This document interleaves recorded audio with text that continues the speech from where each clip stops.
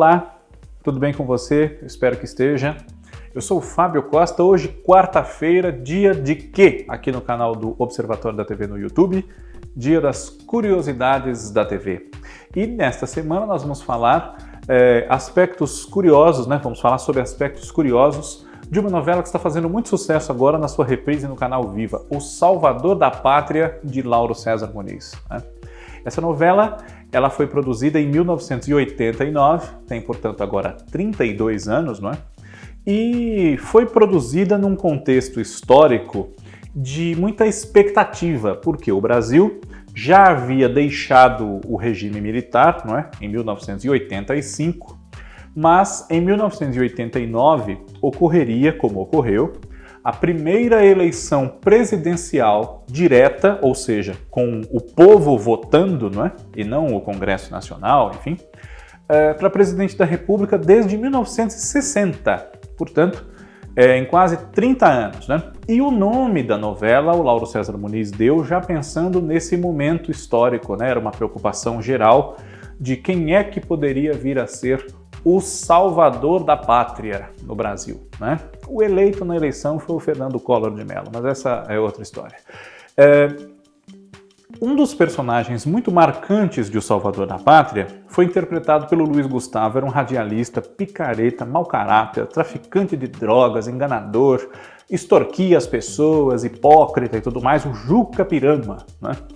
Juca Pirama vem de um poema, não é, do Gonçalves Dias, salvo engano meu, e esse nome foi sugerido pelo Luiz Gustavo, quando foi convidado a interpretar o personagem, que já se chamaria Juca, mas seria Juca Santana, para fazer uma alusão ao famoso poema, né, do Juca Pirama, Meninos eu vi, né, e à noite nas tabas, se alguém duvidava do que ele contava, dizia prudente, meninos eu vi, e aquilo combinou com toda a hipocrisia dos valores morais que ele não praticava, porém pregava no seu programa de rádio, que foi intitulado na novela Meninos eu vi. Na época, o então deputado Afanásio Jazade se sentiu prejudicado, ofendido pelo retrato de Juca Pirama na novela, porque ele acreditava que Juca Pirama era inspirado nele, e o que começou como uma suposta homenagem o ofenderia, justamente por conta dessa faceta de mau caráter que o Juca Pirama possuía no enredo da novela, né? Mas acabou que criou-se uma polêmica breve ali por algum tempo e o assunto não foi muito para frente, né?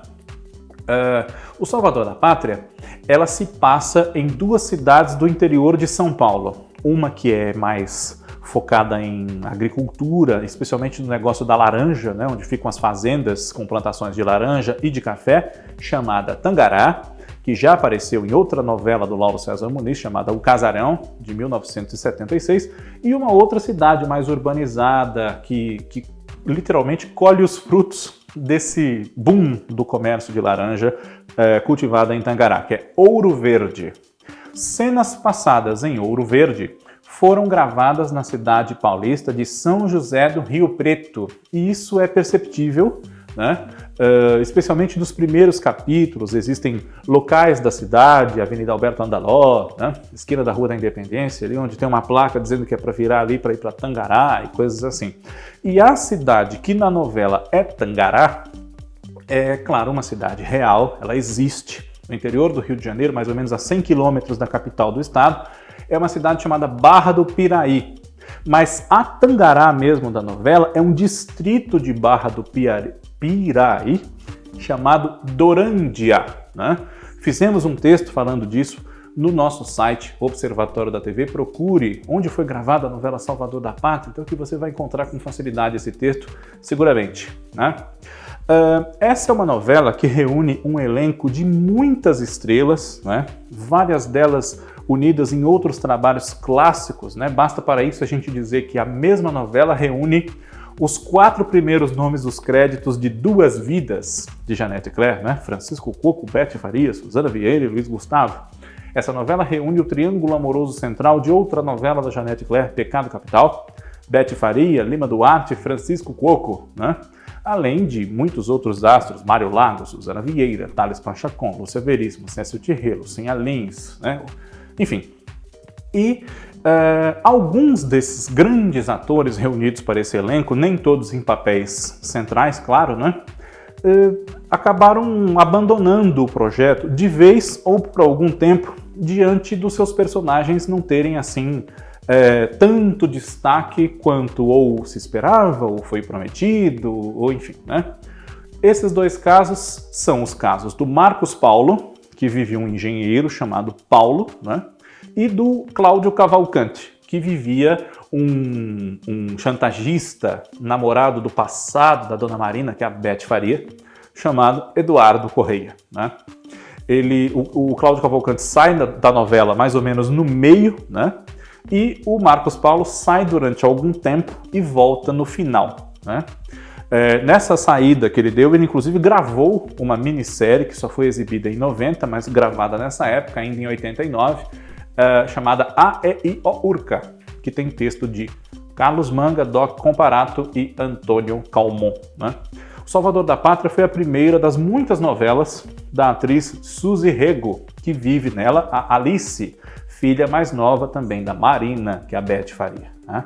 Suzy Rego, que está no ar agora, esteve até poucos dias no ar em Floribela, na Band, né? Está no ar em Império, na TV Globo, está no ar em Era Uma Vez, no canal Viva, né? E também no canal Viva em A Viagem, pois é. Ao longo da novela O Salvador da Pátria, por conta do teor político que a história já tinha no começo e não deixou de ter, né? Porque ela mostra a trajetória política de um boia fria, analfabeto, ingênuo e tudo, até ser transformado em prefeito, em força política de Tangará, que é o Sassá Mutema, o papel título da história vivido pelo Lima Duarte, né? A novela enfrentou alguns problemas de ordem até um pouco complicada de se identificar, porque se dizia que ela elegeria o presidente da República no final do ano, né? A figura do Sassá Mutema foi identificada por muitas pessoas com a de Luiz Inácio Lula da Silva, que na época ia concorrer pela primeira vez à presidência da República, não é? Concorreu até vencer 4 vezes, né? E venceu a 4ª e a 5ª que disputou. Pois bem, havia também quem dissesse que a novela, pelo modo como Sassá Mutema foi mostrado, um joguete na mão de poderosos e egresso das classes populares, né, sua origem muito humilde, etc., fosse, na verdade, uma propaganda a favor de um candidato oponente do Lula e não do próprio Lula, pela forma de apresentar o Sassá Mutema. Mas o autor da novela declarou que queria sim tratar de política, mostrar como se constrói um líder, às vezes aparentemente assim do nada, não é? Mas não catequizar ninguém, não tomar partido desta ou daquela vertente política para que a novela não carregasse para si essa responsabilidade.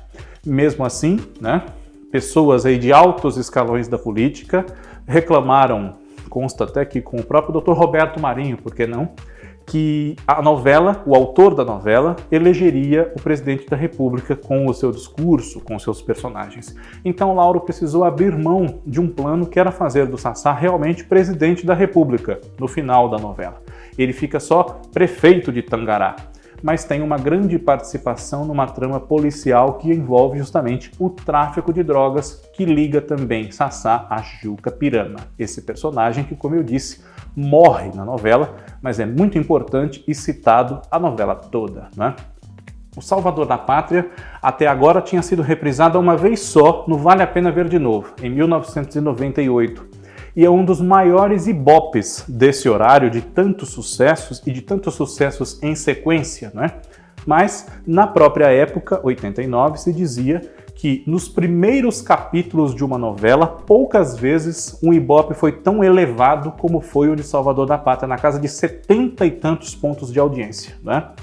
E depois, né, ela foi ensanduichada por 2 grandes sucessos, Vale Tudo e Tieta, mas Salvador da Pátria, por conta dessas questões políticas, pode ter sido um pouco ofuscada pelas suas irmãs mais próximas, digamos assim, né? Ela que era uma novela rural, depois de uma sequência de novelas urbanas que tratavam de outra camada social, mas é um grande sucesso dos anos 80 e que tem entre os seus personagens um dos mais marcantes da nossa teledramaturgia, que é justamente o Sassá Mutema, né? Mais curiosidades sobre o Salvador da Pátria e sobre as reprises que nós podemos acompanhar por agora no Viva, na Globo, na Record, no Globoplay, enfim, surgirão nos próximos programas das nossas Curiosidades da TV, que voltam na próxima quarta-feira. Obrigado pela sua audiência, um grande abraço e até lá.